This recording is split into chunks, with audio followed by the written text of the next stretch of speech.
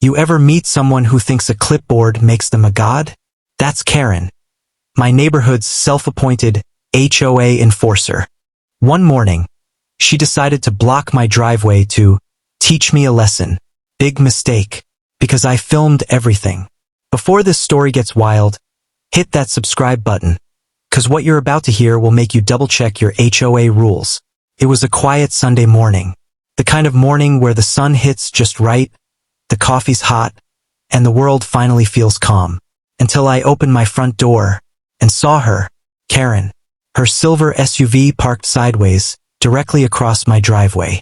For a moment, I thought it was an accident. But then I saw her, standing there with that smug grin, sunglasses on, holding her clipboard like she was the sheriff of suburbia. I took a deep breath. "Morning, Karen," I said, trying to keep it civil. "You're blocking my driveway." She looked at me like I was the one causing a problem. Her tone snapped like dry wood. "Oh, you'll survive. Maybe next time, you'll park properly according to HOA standards." HOA standards. She said it like it was scripture. But here's the thing, I was parked properly. On my own property. That's when I noticed the sign she'd stuck in my front yard. Violation notice. In red ink, bold letters, underlined twice. She'd written, "Driveway extension not approved by HOA." Funny thing is, I never built an extension. My driveway had been like that since the house was built. I felt my blood boil, but I didn't raise my voice.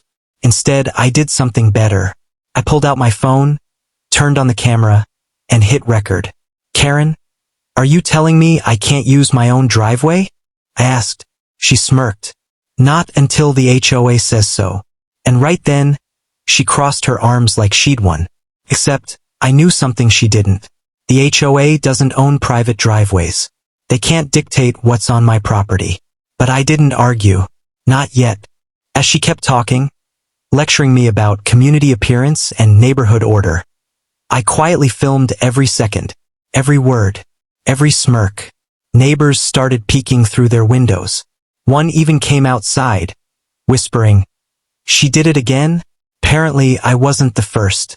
Karen had been on a power trip for months, slapping fake violation notices on people's mailboxes, pretending to be HOA president, and collecting fines that went straight into her own pocket. But this time, she picked the wrong driveway. She said, "You'll be reported for non-compliance." I said, "Cool. But before you do that, smile for the camera." Her face twisted. "You can't film me," she snapped. "Oh, but I can," I said. "On my property, I absolutely can." That's when her confidence cracked. Just a little. She turned red, yanked out her phone, and called someone. I could hear her muttering, "Yes, I'm at 142 Maple. He's being aggressive." Aggressive? I hadn't moved an inch. Within minutes, a patrol car rolled down the street. The officer stepped out, calm and collected. He asked what was going on. Karen immediately jumped in, pointing at me. "He's violating HOA policy and threatening me." The officer raised an eyebrow. "Ma'am, HOA policy isn't a police matter. Is there a law being broken?" Karen froze. You could see it in her face. She realized she'd just overplayed her hand. The officer turned to me. "Sir, you're within your rights to record on your property, and she can't block your driveway.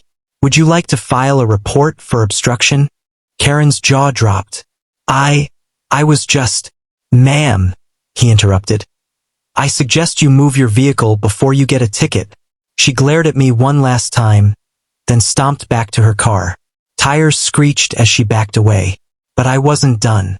I posted the entire video online that night, titled it, "HOA Karen blocks my driveway, gets educated by police." Within hours, it exploded. Hundreds of comments, thousands of views. And the HOA board? Oh, they noticed. The real HOA president reached out to me the next morning. He said, "That woman isn't even part of the board anymore." Turns out, Karen had been removed months ago, but she never told anyone. She'd been faking authority and terrorizing the whole neighborhood. And my video? It was just the beginning. When the HOA board called an emergency meeting, I showed up, phone in hand, camera ready. I didn't know what to expect, but the room was packed. Half the neighborhood showed up just to see how it would go down. Karen was already there, sitting in the front row, sunglasses on indoors like she was hiding from her own reflection. Her lips pressed tight, her foot tapping with fake confidence. The HOA president cleared his throat. We're here to address serious allegations against Karen Peterson for impersonating an HOA officer. Her head snapped up. That's ridiculous, she barked. I was enforcing community rules. He turned to me. Sir, would you like to present your evidence? I walked up to the projector and plugged in my phone. The video started playing. There she was, blocking my driveway, smirking, calling the cops, lying. The room went silent except for her voice echoing through the speakers. Halfway through, someone gasped. Another whispered, "She did the same thing to me." When the video ended, the president leaned forward. Karen, we have verified this footage. You have no legal authority to enforce HOA rules, and you've collected money from residents under false pretenses. Karen stood up, shouting, "That's not true. I did what was necessary to maintain standards." But the county officer in the back spoke up. "Ma'am, impersonating an HOA official and issuing false fines is a crime. We have multiple complaints on file." Her face turned pale. Her fake confidence collapsed right there in front of everyone. The board voted unanimously. Karen was permanently banned from HOA activities, fined, and reported to the county. The meeting ended, but the story didn't. The video went viral, local news picked it up. The headline read, "HOA Karen exposed for fake authority." Neighbors started coming up to me, thanking me for standing up to her. One old couple said, "You finally gave us our peace back." And for the first time in a long time, the neighborhood felt quiet again.